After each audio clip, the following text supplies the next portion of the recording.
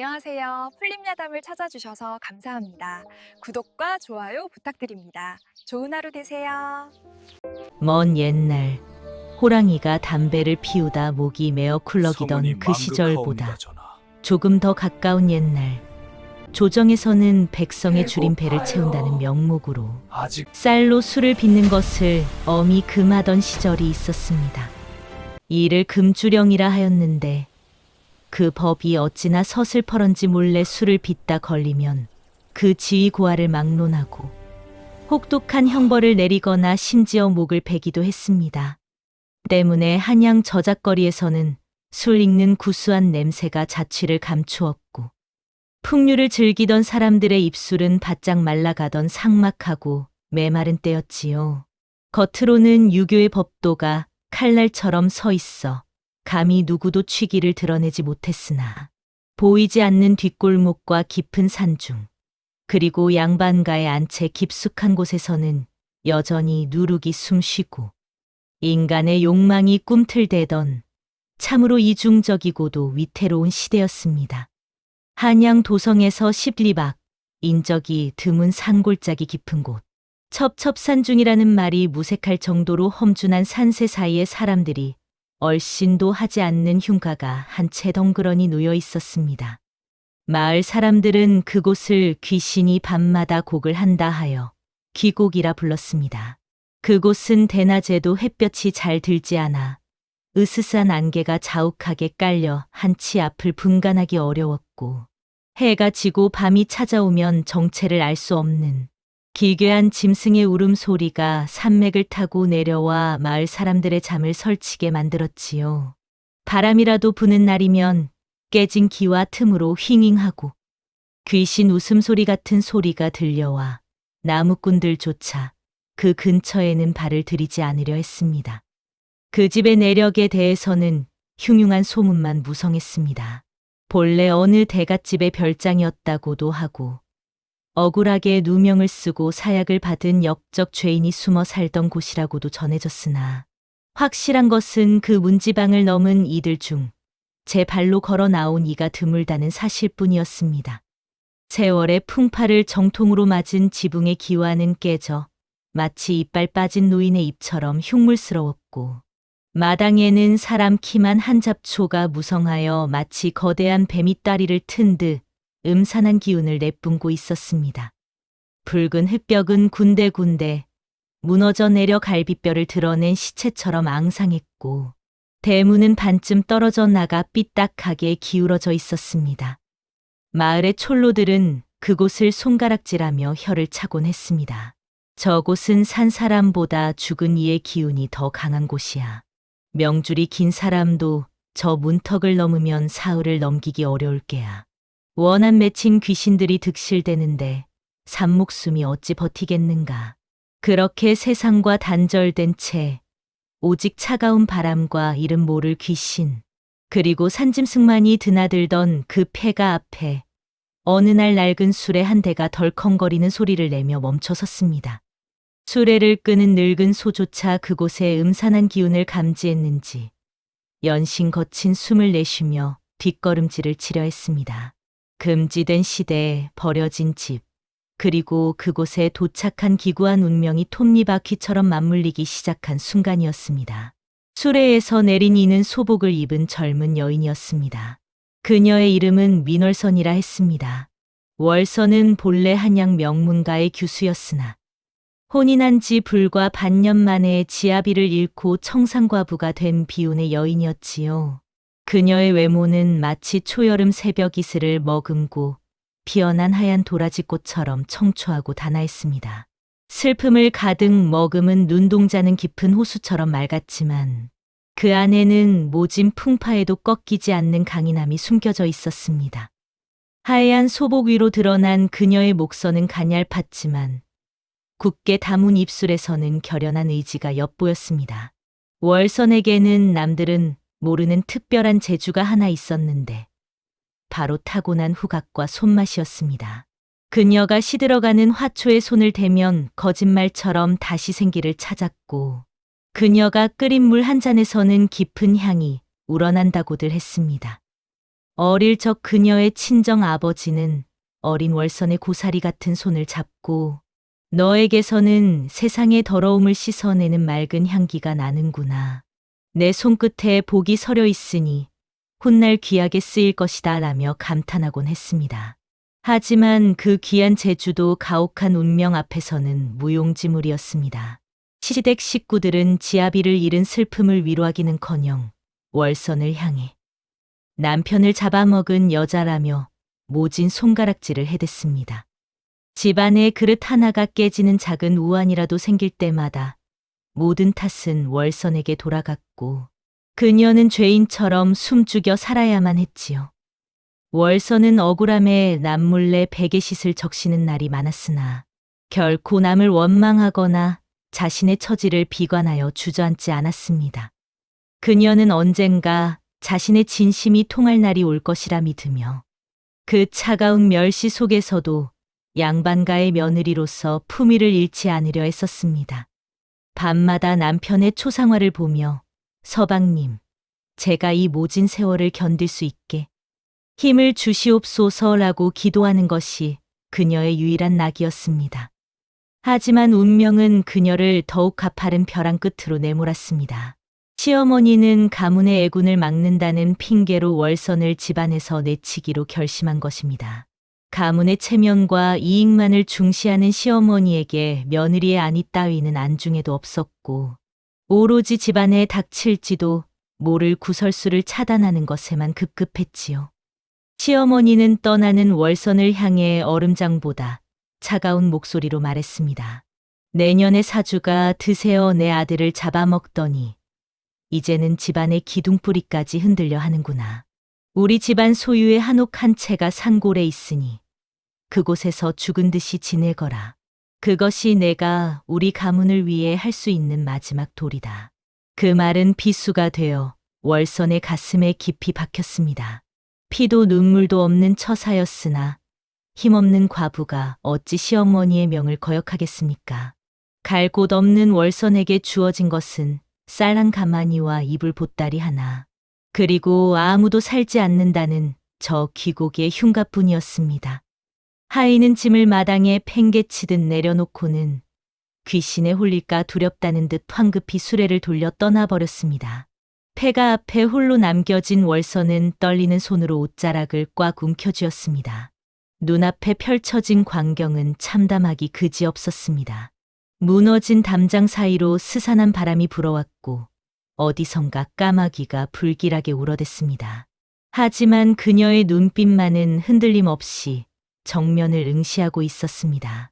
한편 월선이 머물게 된 산 아래 마을에는 박진사라는 토호가 살고 있었습니다. 그는 마을의 기름진 땅을 대부분 소유하고 있었지만 그의 탐욕은 끝이 없어 소작농들의 고열을 쥐어짜는 것으로 악명이 높았습니다. 겉으로는 점잖은 양반 행세를 하며 유교 경전을 읊었으나 속은 시커먼 욕망으로 가득 차 있었지요. 박 진사는 귀국의 폐가에 젊은 과부가 들어왔다는 소식을 듣고는 입가에 비열한 미소를 지었습니다. 그는 하인들을 불러 모아 은밀히 말했습니다. 저 귀국 폐가에는 예로부터 내려오는 보물이 숨겨져 있다는 소문이 있지. 내 그 터를 차지하려 했으나 귀신이 무서워 미루고 있었는데 마침 젊은 과부가 들어갔다니 잘된 일이다. 그 여자가 귀신의 액바지 노릇을 하는 동안 우리는 기회를 엿보면 될 것이다. 박 진사는 오래전부터 그 흉가터에 숨겨진 비밀이 있다는 소문을 굳게 믿고 있었고 힘없는 과부를 이용해 그 비밀을 손에 넣으려는 추악한 계략을 꾸미기 시작했습니다. 박 진사는 하인들을 시켜 월선을 감시하게 했고 마을 사람들에게는 월선이 흉한 기운을 몰고 왔다며 헛소문을 퍼뜨렸습니다. 그의 눈빛은 마치 먹잇감을 노리는 독사처럼 번들거렸습니다. 월선에게 닥쳐올 시련은 단순히 귀신 들린 집의 공포뿐만이 아니었습니다. 산 사람의 탐욕과 비정함이 오히려 죽은 귀신보다 더 무섭게 그녀를 옥죄어 오고 있었으니까요. 하지만 세상 모든 인연이 악연만 있는 것은 아니었습니다. 마을 주막에는 정체를 알 수 없는 젊은 선비가 가끔 들르곤 했는데 사람들은 그를 이 서생이라 불렀습니다. 허름한 옷차림에 갓을 삐딱하게 쓰고 다니는 폼이 영락없는 한량처럼 보였지만 술맛 하나는 기가 막히게 알아맞히는 신비한 인물이었지요. 그는 늘 주막 한 구석에 앉아 세상을 관망하듯 술잔을 기울이곤 했습니다.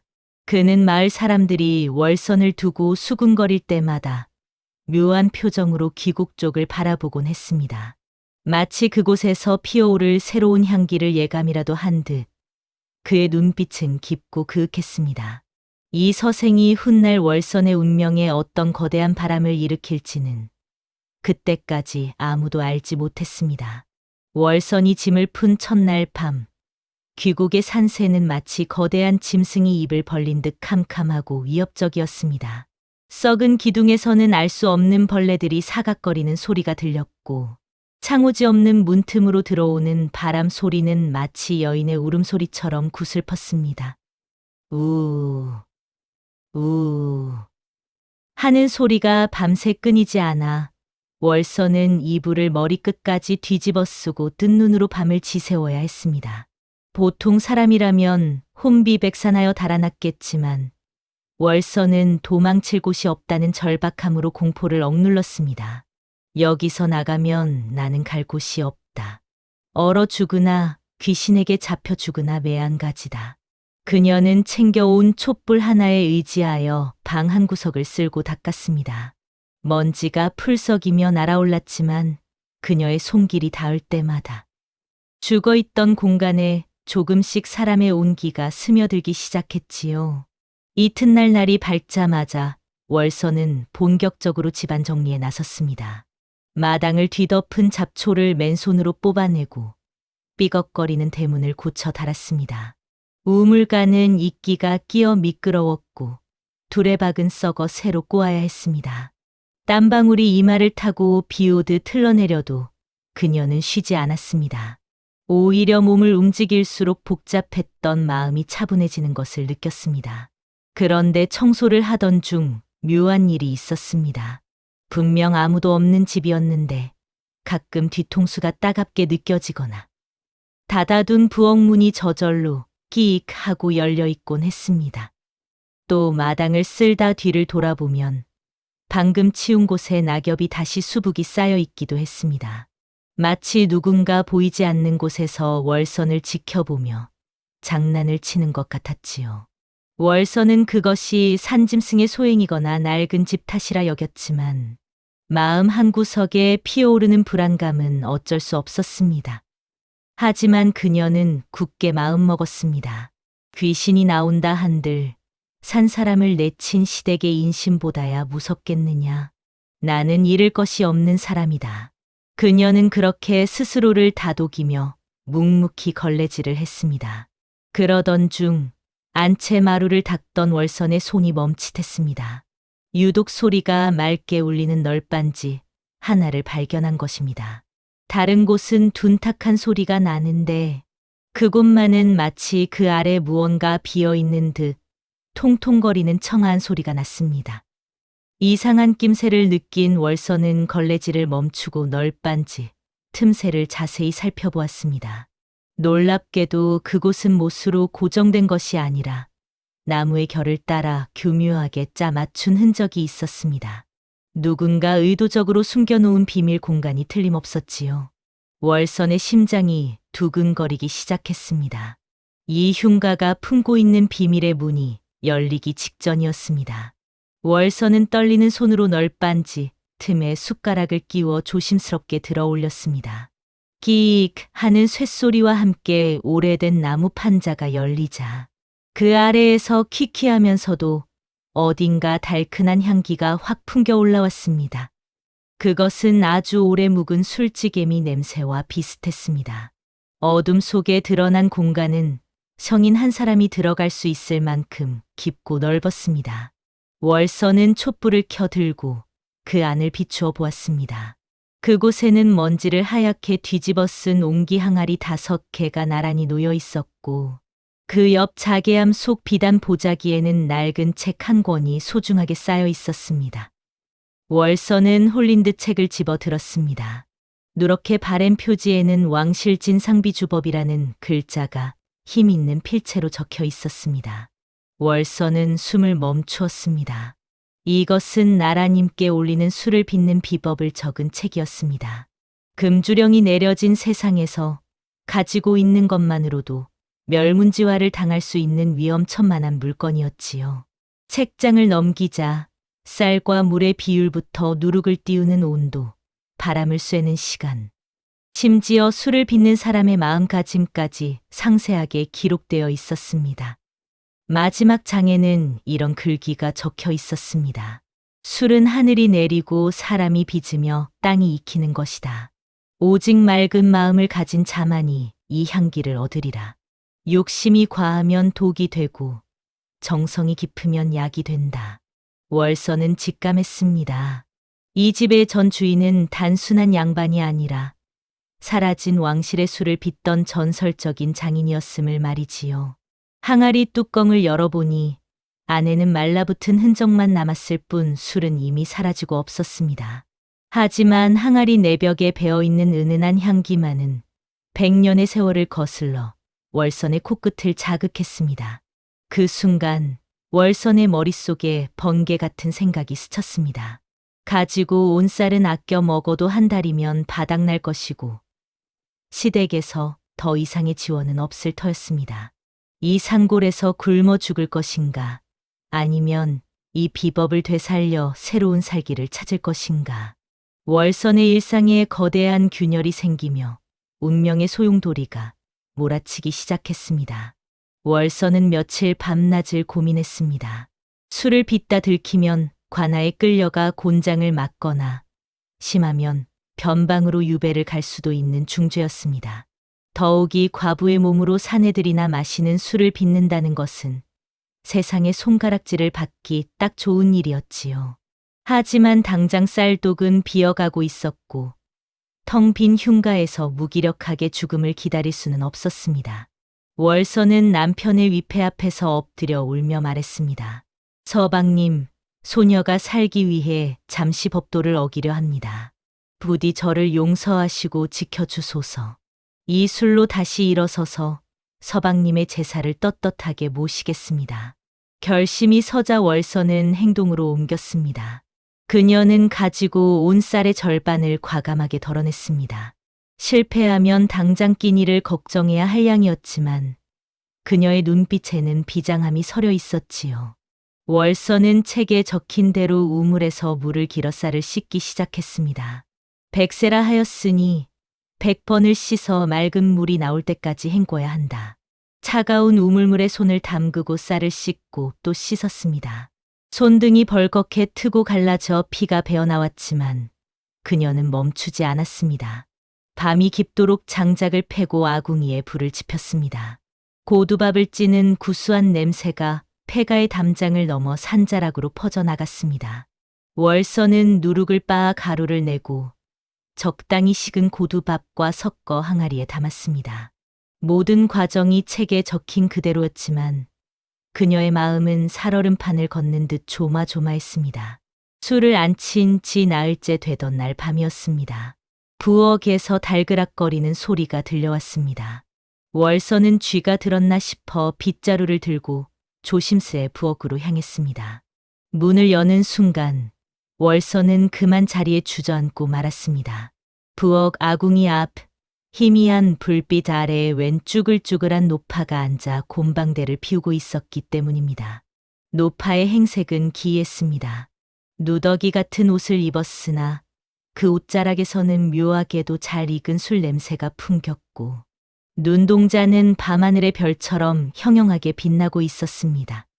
사람은 분명 아니었으나 그렇다고 원한에 찬 귀신처럼 보이지는 않았습니다. 월선이 공포에 질려 입을 떼지 못하자 노파가 먼저 입을 열었습니다. 목소리는 맷돌이 갈리는 듯 걸걸했습니다. 솜씨는 제법 야무진데 맹물 냄새가 나는구나. 그래가지고 어디 술이 있겠느냐? 월선은 떨리는 목소리로 물었습니다. 누구십니까? 어찌 남의 집 부엌에. 그러자 노파가 콧방귀를 뀌며 대답했습니다. 남의 집이라니? 내가 이 터를 지킨 지가 100년이 넘었다. 사람들은 나를 누룩할매라 부르지. 이 집의 조왕신이자 술독을 지키는 터주신이니라. 그녀는 바로 이 집의 터주신이자 부엌을 관장하는 신령스러운 존재였습니다. 누룩할매는 곰방대로 아궁이를 툭툭 치며 말을 이었습니다. 내년이 마루 밑에서 책을 꺼낼 때부터 지켜보았다. 제법 배포가 큰 것 같아 두고 보았더니 영 맹탕이로구나. 물 조절도 못하면서 무슨 진상주를 빚겠다는 게냐? 월서는 기절할 듯 놀랐지만 한편으로는 안도감이 들었습니다. 해를 끼치러 온 악귀가 아니라 술 빚는 법을 아는 존재라는 사실 때문이었지요. 그날부터 신비롭고도 기이한 동거가 시작되었습니다. 하지만 첫 번째 시도는 처참한 실패로 끝났습니다. 일주일 뒤 기대에 부풀어 항아리를 열었을 때 코를 찌르는 시큼한 식초 냄새와 썩은 곰팡이 냄새가 진동했기 때문입니다. 밥알은 곤죽이 되어 떠다니고 있었고 맛을 보니 혀가 아릴 정도로 쉬었습니다. 귀한 쌀을 버렸다는 자책감에 월선이 그 자리에 주저앉아 통곡하자 누룩할매가 나타나 호통을 쳤습니다. 쯧쯧, 울기는 왜 우느냐. 이래서 글만 아는 양반네들은 안 된다니까. 책에는 적당이라 적혀 있으나 그 적당이가 어느 정도인지는 적혀 있지 않지. 날이 흐리면 물을 줄이고 날이 더우면 바람을 더 쐬어야 하는 법이다. 너는 그저 글자만 읽었지. 쌀과 물의 소리는 듣지 않았구나. 술은 기다림이고 자연과의 대화니라. 월서는 망치로 머리를 맞은 듯 멍해졌습니다.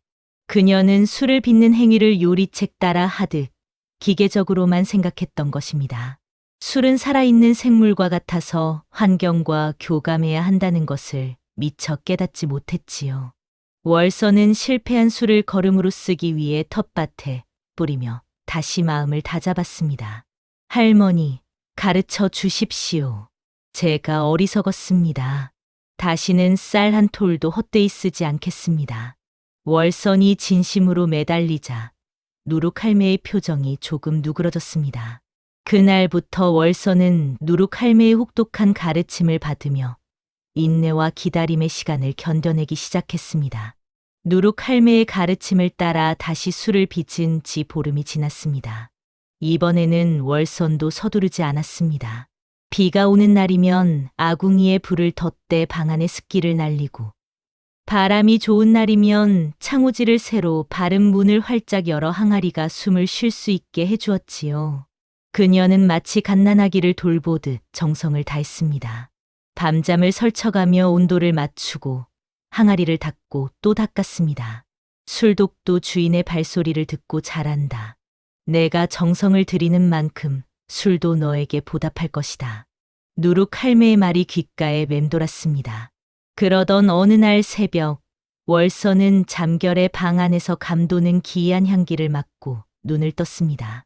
그것은 꽃향기 같기도 하고 잘 익은 과일향 같기도 한 세상에서 한 번도 맡아보지 못한 그윽하고 신비로운 내음이었습니다. 그 향기는 방 안에 가득 차다 못해 문틈으로 흘러나가고 있었습니다. 월서는 홀린 듯 일어나 촛불을 켜고 항아리 앞으로 다가갔습니다. 그리고 조심스레 뚜껑을 열었지요. 그 순간 믿을 수 없는 광경이 펼쳐졌습니다. 항아리 안에서 맑고 투명한 술 위로 파르스름한 불꽃이 아른거리고 있었던 것입니다. 그것은 도깨비불처럼 보였으나 차갑거나 무섭지 않았고 오히려 영롱한 보석처럼 신비로운 빛을 내뿜고 있었습니다. 월선이 놀라 뒷걸음질 치자 허공에서 누룩할매의 껄껄거리는 웃음소리가 들려왔습니다. 허허, 드디어 해냈구나. 이것이 바로 취향이다. 술에 취하는 것이 아니라 향에 취하고 사람의 병을 고치는 약주란 말이다. 내 정성이 하늘에 닿았구나. 월서는 떨리는 손으로 표주박을 들어 술을 한 모금 떠서 입에 대보았습니다. 입안에 머금는 순간 혀끝에서부터 목구멍까지 부드러운 기운이 감돌더니 며칠간 쌓였던 피로가 눈 녹듯 사라지는 기분이었습니다. 술 맛은 달콤하면서도 끝맛이 깔끔하여 마시고 난 뒤에도 입안에 꽃향기가 오랫동안 머물렀지요. 월서는 시험 삼아 마을에서 가장 가난하고 병약한 노파에게 몰래 이 술 한 병을 건넸습니다. 할머니, 이건 약주니 몸이 찰 때 한 잔씩 드세요. 며칠 뒤 놀라운 소문이 돌기 시작했습니다. 다 죽어가던 노파가 그 술을 마시고 기운을 차려 바치라러 나갔다는 것이었지요. 사람들은 귀곡의 과부가 요술을 부린다고 수군거렸지만 그 요술이 사람을 살리는 약이라는 소문은 아름아름 퍼져나갔습니다. 흉가라 불리던 월선의 집으로 밤마다 은밀히 술을 구하려는 사람들의 발길이 이어지기 시작했습니다. 죽음의 땅이었던 귀국의 생명의 기운이 돌기 시작한 것입니다. 소문은 바람을 타고 주막에 머물던 이 서생의 귀에도 들어갔습니다. 그는 평소 맛없는 술에는 입도 대지 않는 까다로운 미식가였기에 귀국의 과부가 빚은 술이 천하임이라는 소문에 호기심을 감출 수 없었습니다. 달이 유난히 밝은 어느 날 밤, 이 서생은 월선의 집 대문을 두드렸습니다. 계십니까? 지나가던 과객인데 이 집에서 나는 향기에 취해 발길을 멈추었습니다. 월선은 낯선 사내의 방문에 경계심을 품었으나 그의 눈빛이 맑고 태도가 정중하여 마당 한켠 평상의 자리를 내어주었습니다. 월선이 하얀 사기 그릇에 맑은 술을 따르자 달빛이 술잔에 비쳐 마치 둥근 달을 담은 듯했습니다. 이 서생은 잔을 들어 코끝에 대고 깊게 숨을 들이마셨습니다. 그의 표정이 순식간에 진지하게 변했습니다. 그리고 천천히 술을 넘긴 뒤 긴 탄성을 내뱉었습니다. 이것은 사람의 손으로 빚은 것이 아니군요. 달빛과 바람, 그리고 부인의 사무치는 기다림이 빚어낸 예술입니다. 내 평생 조선 팔도를 유람하며 수많은 명주를 맛보았으나 이토록 가슴을 울리는 향기는 처음입니다. 이 술에는 기쁨보다 깊은 슬픔이, 그리고 그 슬픔을 넘어선 희망이 담겨 있군요. 이 서생의 찬사에 월선의 얼굴이 붉어졌습니다. 시댁에서 구박만 받던 그녀에게 누군가 이토록 진심 어린 인정을 해준 것은 처음이었기 때문이지요. 이 서생은 단순히 술맛만 칭찬한 것이 아니었습니다. 그는 월선의 거친 손마디를 바라보며 안타까운 듯 말했습니다. 이 귀한 술을 빚느라 부인의 고운 손이 많이 상했습니다. 하지만 그 상처가 바로 부인의 훈장과도 같으니 부끄러워 마십시오. 세상 어떤 비단보다 아름다운 손입니다. 그의 따뜻한 말 한마디에 월선은 가슴 한구석이 몽글몽글해지는 것을 느꼈습니다. 두 사람 사이에는 술잔을 사이에 두고 보이지 않는 정이 흐르기 시작했습니다. 이 서생은 그날 이후로 종종 찾아와 월선에게 세상 돌아가는 이야기와 장사하는 법을 넌지시 알려주었습니다. 월선에게 그는 단순한 손님이 아니라 닫힌 마음의 문을 두드리는 봄바람 같은 존재가 되어갔습니다. 하지만 이 평온한 시간은 그리 오래가지 못했습니다. 월선의 술이 날개 돋친 듯 팔려나가고 그녀가 제법 돈을 모으기 시작하자 마을의 토호 박진사의 탐욕이 발동한 것입니다. 박진사는 배가 아파 견딜 수가 없었습니다. 자신이 차지하려던 집터에서 자신이 쫓아내려던 과부가 떼돈을 벌고 있다는 사실을 참을 수 없었지요. 어느 날 대낮 박진사는 몽둥이를 든 건장한 하인들을 대동하고 월선의 집을 들이닥쳤습니다. 박진사의 하인이 마당에 놓인 술독 하나를 몽둥이로 깨뜨렸습니다. 붉은 흙과 함께 아까운 술이 바닥으로 쏟아졌습니다. 내 인연, 과부 주제의 사내들을 홀리려 술을 팔고 있다지? 나라에서 그만 술을 빚어 풍기를 문란케 하다니. 내 죄가 하늘을 찌르는구나. 월선은 두려움에 떨면서도 당당히 맞섰습니다. 어르신, 저는 생계를 위해 약으로 쓸 술을 조금 빚었을 뿐입니다. 이것이 어찌 풍기를 문란케 하는 일이옵니까? 박진사는 비열한 웃음을 흘리며 본색을 드러냈습니다. 말대꾸하는 꼴을 보니 아주 독이 바짝 올랐구나. 내 관하에 고발하여 너를 당장 옥에 가둘 수도 있다. 허나 내 인심 써서 한 번은 봐줄 테니 당장 그 술 빚는 비법이 적힌 책을 내놓거라. 그리고 이 집에서 썩 물러가라. 그는 처음부터 월선의 죄를 물으러 온 것이 아니라 비법서와 집을 빼앗으러 온 것이었습니다. 박진사는 사흘 안에 책을 내놓지 않으면 관아에 고발하여 곤장을 치게 하겠다고 으름장을 놓고 돌아갔습니다. 그날 밤 월선이 억울함에 잠 못 이루고 있을 때 누룩할매가 나타나 충격적인 사실을 알려주었습니다. 에잉, 썩을 놈들. 피는 못 속인다더니 그 조상의 그 후손이로구나. 사실 100년 전 이 집의 주인이었던 장인을 죽인 것이 바로 박진사의 증조부인이라. 누룩할매는 박진사의 집안이 과거 비법을 탐내어 장인 일가족을 몰살하고 집에 불을 질렀던 악연을 들려주었습니다. 월선은 충격과 분노에 휩싸였습니다. 박진사가 자신을 괴롭히는 이유가 단순한 횡포가 아니라 대를 이어온 추악한 탐욕 때문이었다는 사실을 알게 된 것입니다. 월선은 남편의 위패와 비법서를 나란히 두고 맹세했습니다. 더 이상 도망치지 않겠습니다. 숨어서 빚는 술이 아니라 세상 당당하게 내 이름을 걸고 빚은 술로 저들의 코를 납작하게 해주겠습니다. 억울하게 죽은 장인의 원한도 제가 갚겠습니다. 그녀는 지금까지 빚은 술 중 가장 향이 좋고 맛이 깊은 술 한 병을 따로 챙겨 비단 보자기에 쌌습니다.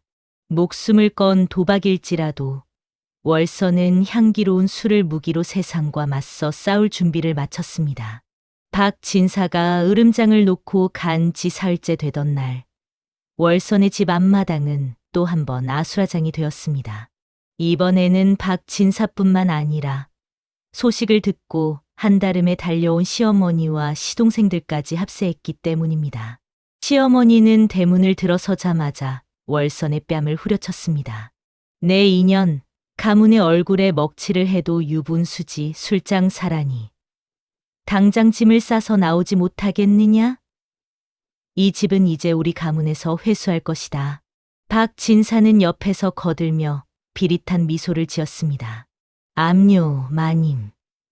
이런 천한 것은 멍석마리를 해서 쫓아내야 마땅하지요. 비법서는 제가 잘 보관하여 나라에 바칠 테니 염려 마십시오.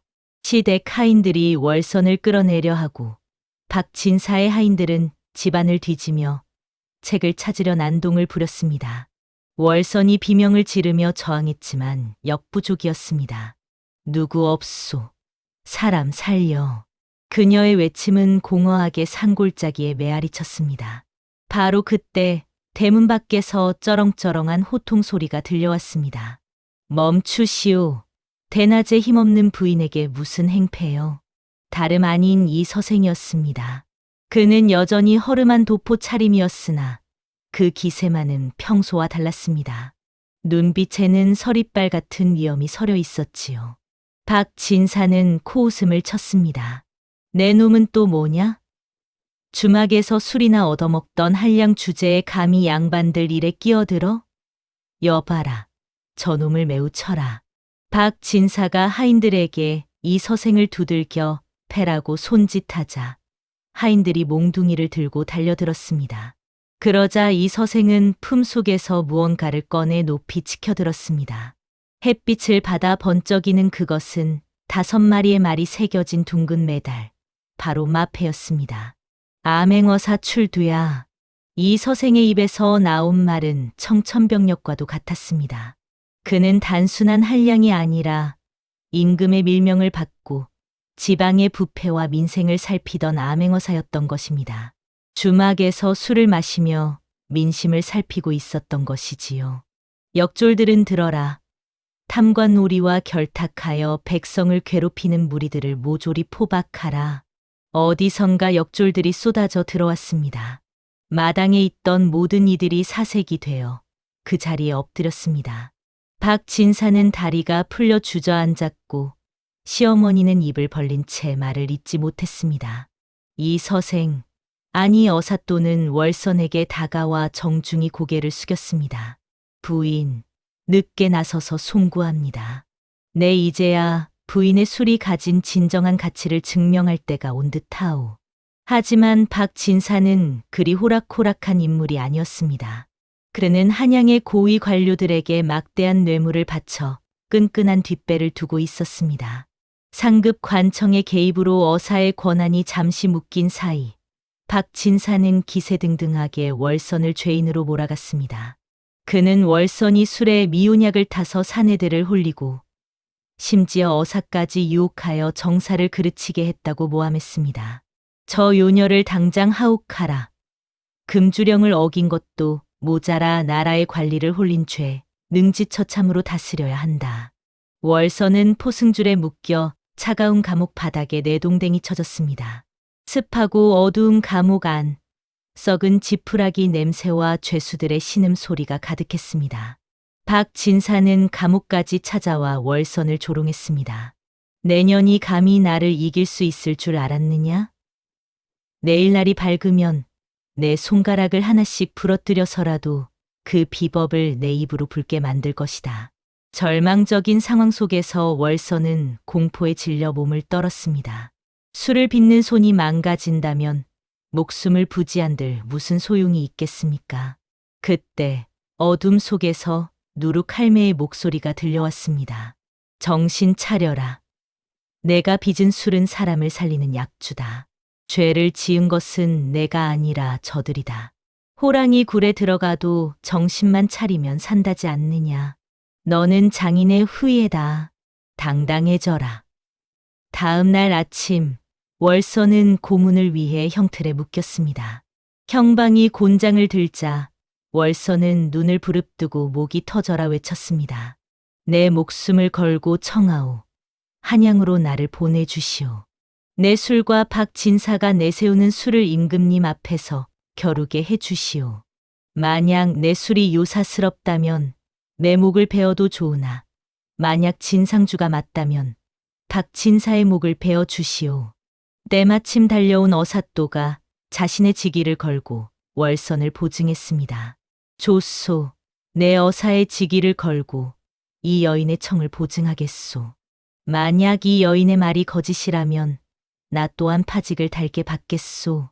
결국 조정의 허락이 떨어져 월선과 박 진사는 한양 궁궐 앞에서 최후의 대결을 펼치게 되었습니다.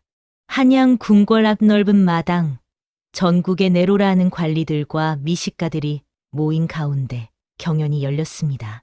긴장감이 감도는 가운데 박 진사 측은 돈으로 매수한 유명한 술 기술자를 내세웠고 훔쳐본 비법서의 내용을 토대로 급하게 빚은 술을 화려한 자개 항아리에 담아왔습니다. 반면 월선은 투박한 옹기 항아리 하나를 품에 안고 초라한 행색으로 섰습니다. 심사는 임금님이 직접 참관하는 가운데 진행되었습니다. 먼저 박 진사 측의 술이 공개되었으나 임금님은 고개를 갸웃했습니다. 이제 월선의 차례가 되었습니다. 심사관이 월선의 술독 뚜껑을 열려 했으나 뚜껑이 마치 바위처럼 굳어 꿈쩍도 하지 않는 것이었습니다. 장정 둘이 달라붙어 끙끙거려도 뚜껑은 열리지 않았습니다. 박 진사가 비웃으며 소리쳤습니다. 보십시오 전하, 저 요망한 것이 술에 귀신을 붙여 뚜껑도 안 열리는 것입니다. 사실 박 진사가 경연 직전 하인을 시켜 월선의 술독 뚜껑 틈새에 몰래 소금물을 부어놓은 탓에 뚜껑이 눌어붙은 것이라 생각했으나 사실 그것은 누룩 할매의 조화였습니다. 사람들이 웅성거리자 월선은 당황했지만 이내 항아리에 손을 얹고 눈을 감았습니다. 할머니, 도와주세요. 억울함을 풀어주세요. 월선의 간절한 기도가 닿았을까요? 월선이 조심스럽게 손잡이를 잡고 비틀자 뽕 하는 청명한 소리와 함께 거짓말처럼 가볍게 뚜껑이 열렸습니다. 그 순간 궁궐 마당 전체를 휘감는 기이하고도 황홀한 향기가 피어올랐습니다. 그것은 마치 한겨울 눈 속에서 피어난 매화 향기 같기도 했고 깊은 산속 맑은 샘물 냄새 같기도 했습니다. 박 진사가 몰래 넣으려던 소금물은 뚜껑에 미세한 틈새가 막혀 한 방울도 들어가지 않았던 것입니다. 심사관이 떨리는 손으로 술을 한 잔 따라 임금님께 올렸습니다. 임금님은 술잔을 코에 대고 깊게 숨을 들이마시더니 눈을 감고 한 모금을 삼켰습니다. 정적이 흐르는 긴장의 순간 임금님의 감긴 눈에서 눈물 한 방울이 흘러내렸습니다. 이 맛은 과인이 어릴 적 선대왕 마마의 무릎에서 맡았던 바로 그 향이로구나. 사라진 줄 알았던 왕실의 비주가 여기서 다시 피어났도다. 임금님의 탄성이 궁궐 마당에 울려 퍼지자 박진사는 사시나무 떨듯 몸을 떨며 바닥에 납작 엎드렸습니다.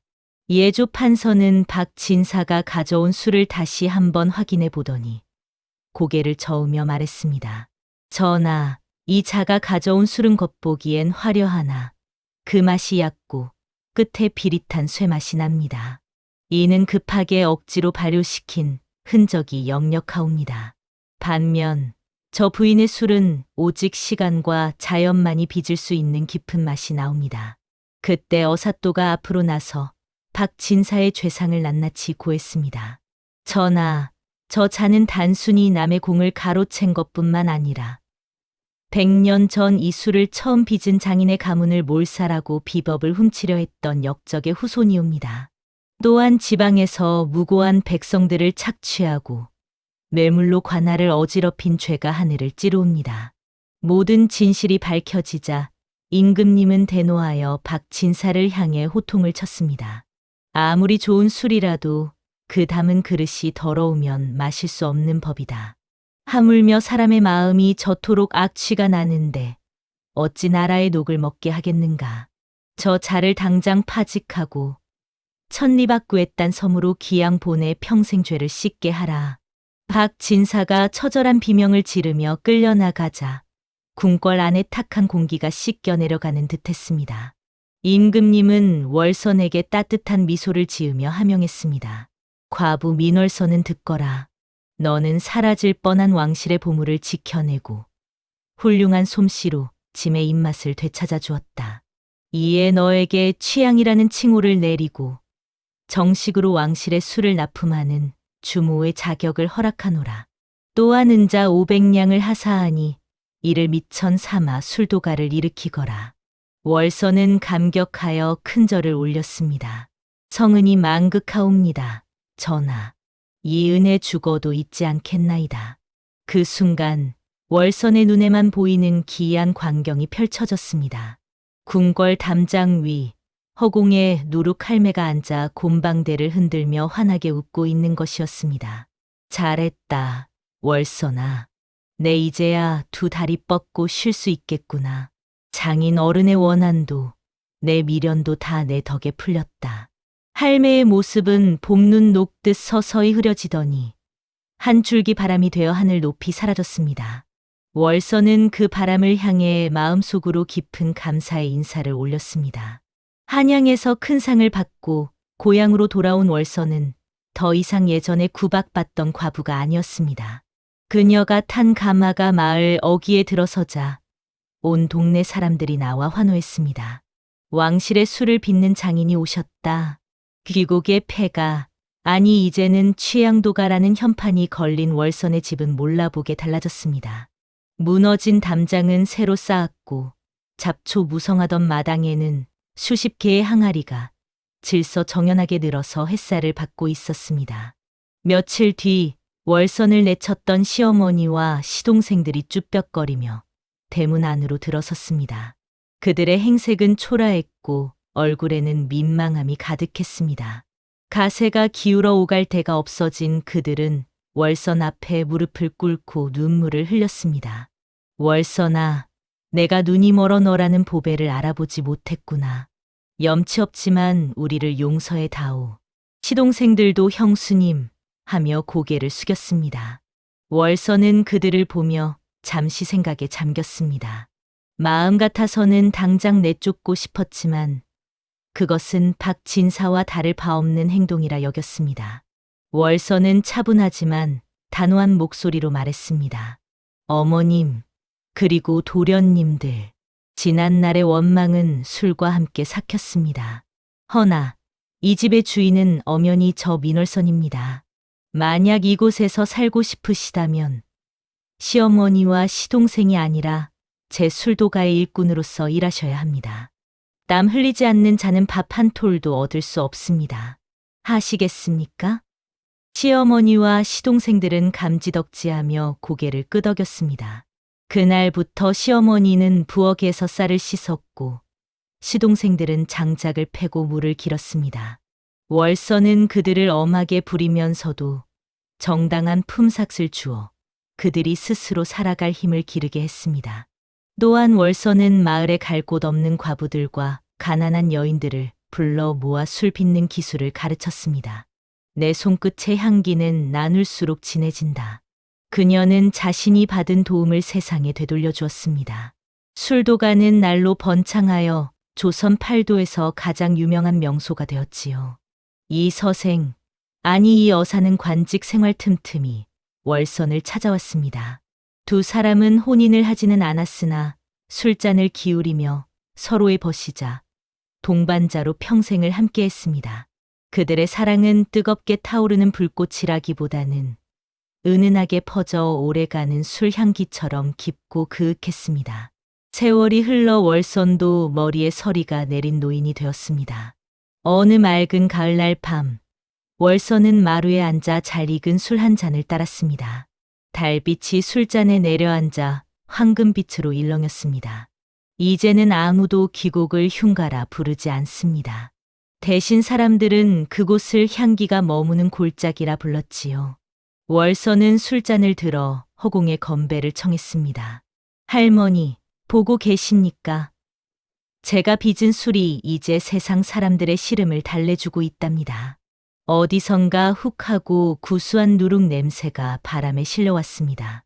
마치 누룩 할매가 여전히 그곳을 지키며 흐뭇하게 웃고 있는 듯했습니다. 옛말에 고진감래라 했습니다. 쓴 것이 닿으면 단 것이 온다는 뜻이지요.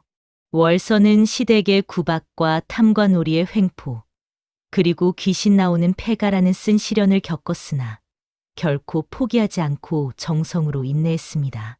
그 결과 그녀는 단순한 부와 명예를 넘어 사람의 마음을 치유하는 진정한 향기를 얻게 되었습니다. 우리의 삶도 술을 빚는 과정과 다르지 않습니다. 때로는 곰팡이가 피고 시큼하게 변질되어 실패한 것처럼 보일 때도 있습니다. 하지만 묵묵히 기다리고 온도를 맞추며 정성을 다한다면 언젠가는 그 고통의 시간마저 발효되어 세상 어디에도 없는 나만의 향기를 내게 될 것입니다. 지금 힘든 시기를 겪고 계신 분이 있다면 그것은 여러분의 인생이 아주 맛있는 술로 익어가고 있는 중이라 생각하십시오. 월선의 수랑아리처럼 뚜껑이 열리는 순간 세상이 놀랄 향기가 퍼져나갈 테니까요. 오늘의 이야기는 여기까지입니다.